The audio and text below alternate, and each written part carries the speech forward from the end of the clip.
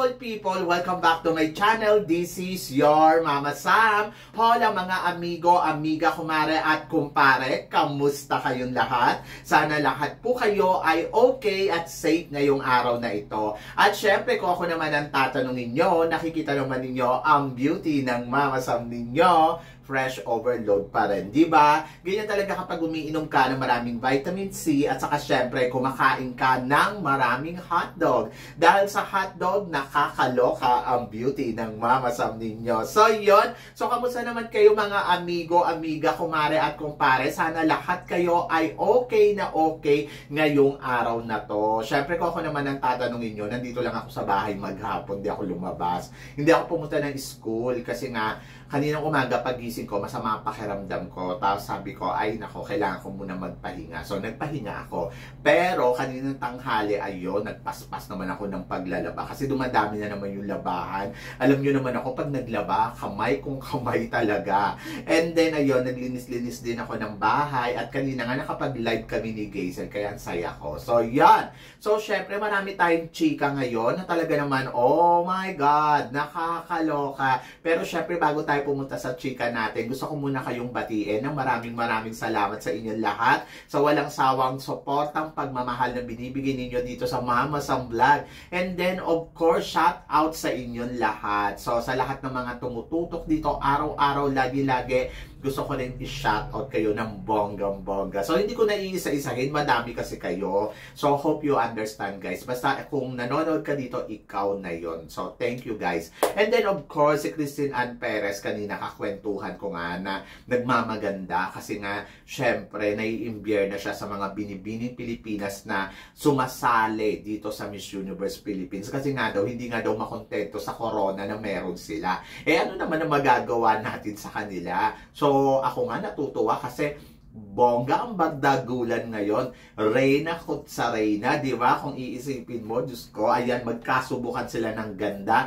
magkasubukan ng galing. Kung doon sa mga international pageant na nilalabanan nila, nagsa-second runner-up sila, nag-first runner-up, tignan natin dito kung mag-title sila laban sa isa't isa. Di ba? So, Christine Ann Perez, are you excited? Kasi ako, yes! Sobrang excited ako. Pero, syempre, mas exciting ang pag-uusapan natin ngayon dahil sa sobrang dami ng mga bagong update, bagong chika. Talaga naman, oh my God, magtataas ang kilay ninyo ng bonggang-bongga. Kaya wag na nating patagalin ang ating mga chika. So, syempre guys, marami akong hinanda sa inyo para sa una natin chika. Mama Sam, tingin mo, Steffi Aberasturiz, dapat pa bang sumali sa Miss Universe sa mga susunod na panahon? To be honest guys, ako, why not? Diba? Kung ako tatanungin mo, syempre gusto ko. Kasi syempre si Steffi, isa to sa mga kandidata talaga na dapat talagang magbalik.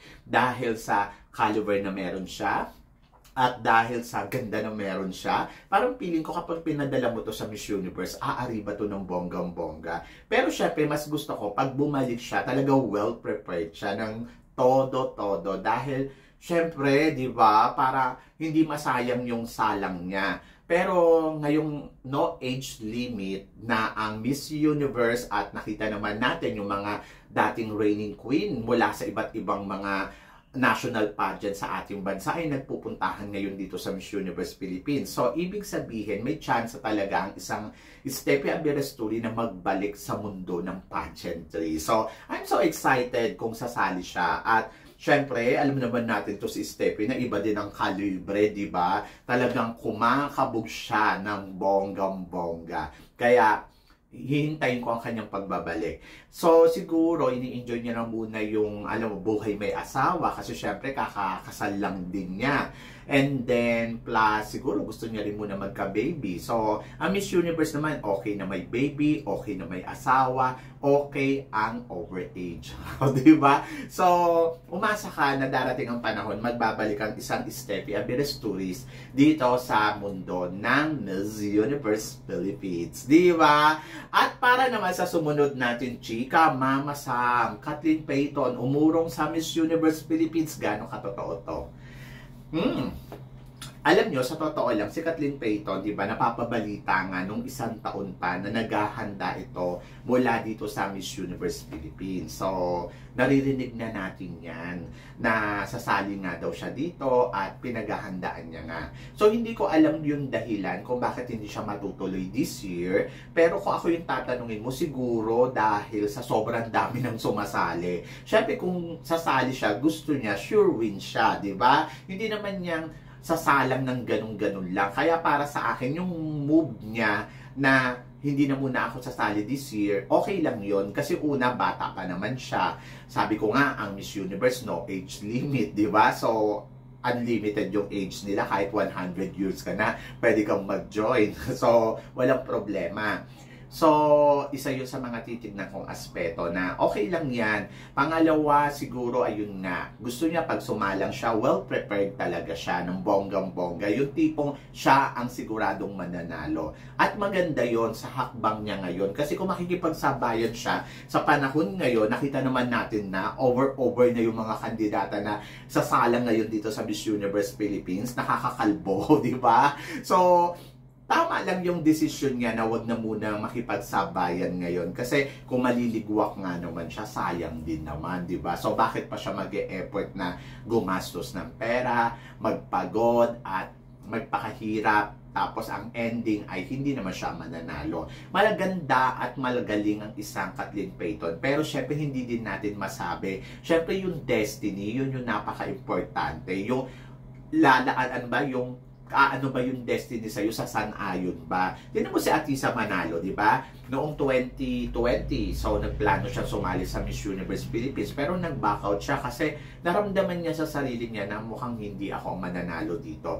Kasi nakita niya na maraming mga kandidata na nagsisalihan na pwedeng kumabog. So, ayun, pero mas matindi pala yung batch na ngayon. Kasi reyna to reyna ang labanan, kaya naloka siguro siya ng bongga-bongga. So, ganun din si Kathleen Payton. So, tama lang yung desisyon niya na huwag sumabay at hindi naman kawalan kung uurong siya sa pagsali ngayon, di ba? So, mas maganda yung tinatawag na perfect timing, di ba? So, yun. At para naman sa sumunod na chika, Mama Sam, ano naman ang masasabi mo sa pambato ng Quezon City na si Jocelyn Cubales na nag-top 10 dito sa kanilang pageant? Ang masasabi ko, model na siya ng Anlin, no, di ba? So, yun. So, ayun yung sekreto niya. Kaya ganun katibay ang kanyang mga tuhod dahil umiinom siya ng Anlin, no, di ba? Anlin for aging, di ba? So, yun. Ako, para sa akin, natuwa ako kasi syempre, di ba, layo na narating ng lolo mo, umabot ng top 10 at hindi biro yan. Yung ipinakita niyang performance kagabi ay talaga namang masasabi ko, saludo ako sa kanya. Kasi, syempre, nakita natin yung lakas ng katawan, nakita natin na sa age niyang ganun ay pwede pang makipagsabayan kay Christine Ann Perez ng rampahan. So, kumbaga, magandang example. So, ayun yung nakita kong maganda dito sa pagsali niya. Pero, syempre, tulad nga na sinabi ko, this is a beauty pageant at the end of the story, iba pa rin yung energy na binibigay ng mga kabataan more than doon sa may mga may edad na. Kaya siguro, hindi na siya nakasabay. Charot. So, masaya ako sa naging performance niya. Happy ako sa ipinakita niya kagabi at na-inspired ako sa kanya na mas alagaan ko ang katawan ko.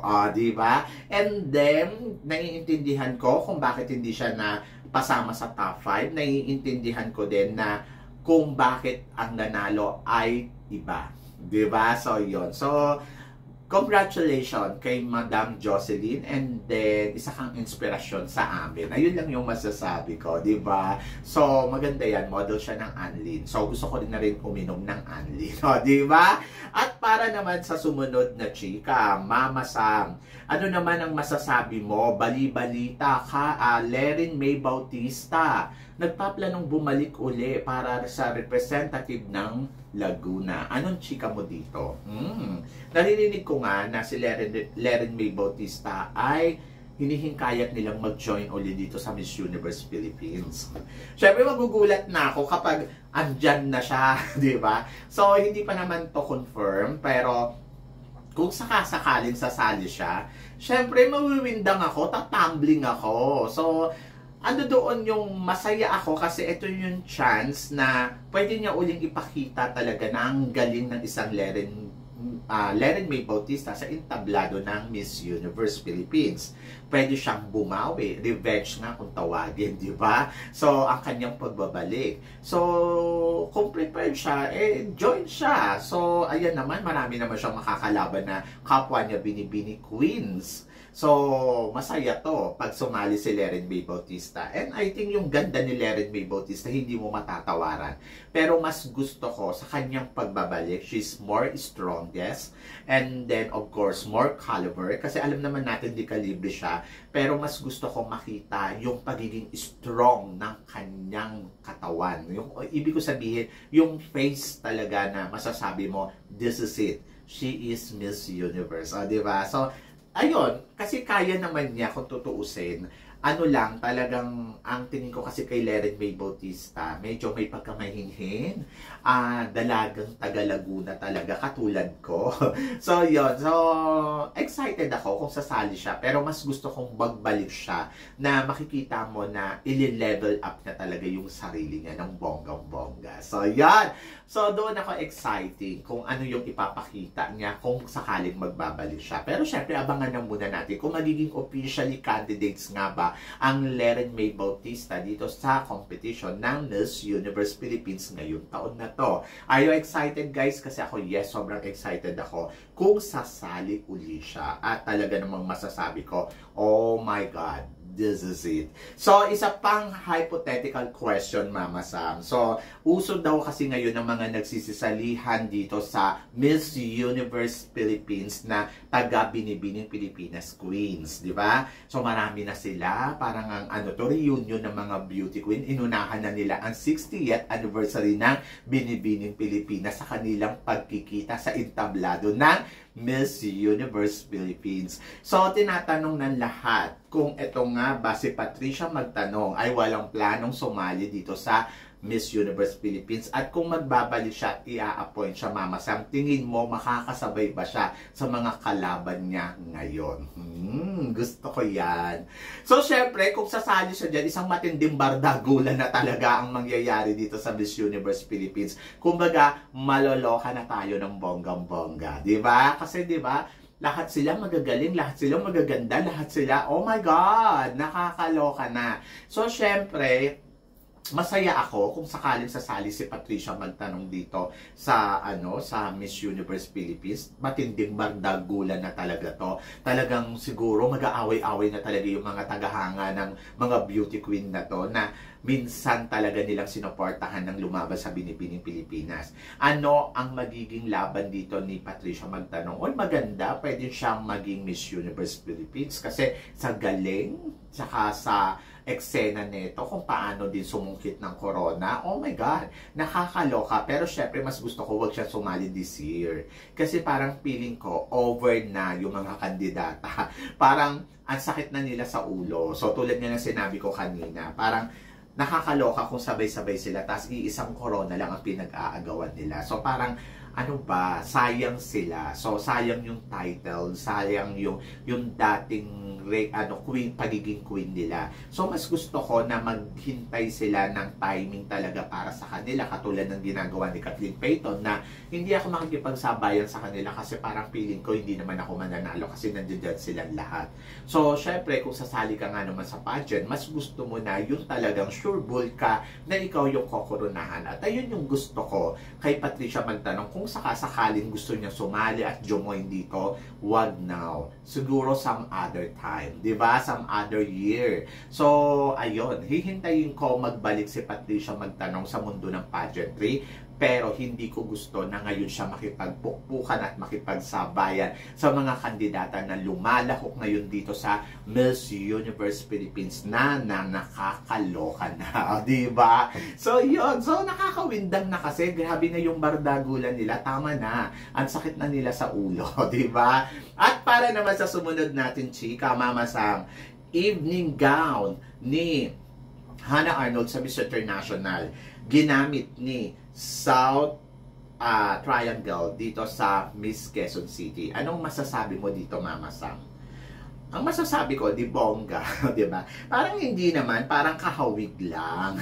So kung ginamit man, kung ito yung ginamit ni Hannah Arnold, wala namang masama kasi di ba? Sa mundo kasi ng pageantry, syempre isa yung mga team, baka yung team ni Hannah Arnold saka yung team nito ni Lorraine ay iisa. So, hindi mo naman yan maiiwasan kung paggamitin sila ng mga nagamit na ng mga dating beauty queen. So, mag-expect ka na umiikot lang ang mga team sa iba't ibang klase ng kandidata at possible naman na ganito ang mangyari. So, para sa akin, ang bongga naman ng gown na to kasi ito ang pagkakaalam ko ay galing to kay Herlyn Budol na pinagamit dito kay kay Hannah Arnold, na pinagamit naman dito kay South Triangle kagabi na nanalo ng Miss Quezon City. O, di ba? So ibig sabihin, at least naging winner ang gown na yon. O, di ba? So yon, congratulations, na yun lang masasabi ko at talagang masasabi ko, oh my God.